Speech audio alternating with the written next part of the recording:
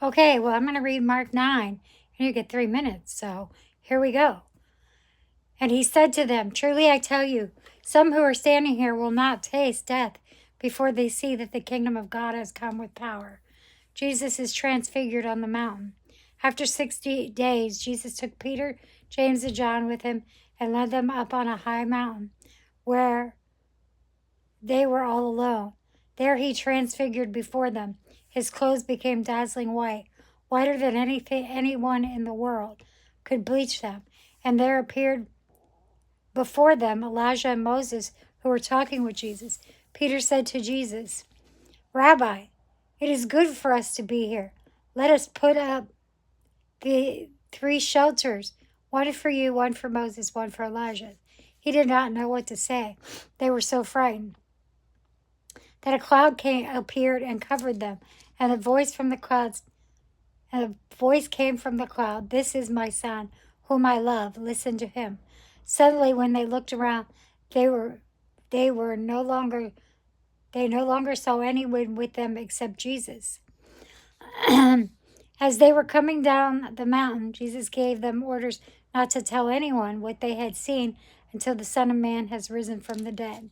They kept the matter to themselves, discussing what rising from the dead meant. And they asked him, "Why do the teachers of the law say that Elijah must come first?"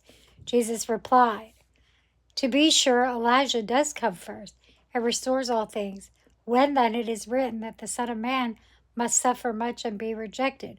But I tell you, Elijah has come, and they have done to him everything they wished, just as it is written about him." Jesus heals a demon-possessed boy. When they came to the other disciples, they saw a large crowd around them and the teachers of the law arguing with them. As soon as all the people saw Jesus, they were overwhelmed with wonder and ran to greet him. "What are you arguing about? What?" I'm so sorry, y'all.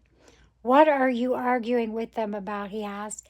A man in the crowd answered, "Teacher, I brought you my son, who is possessed by a spirit that has robbed him of speech.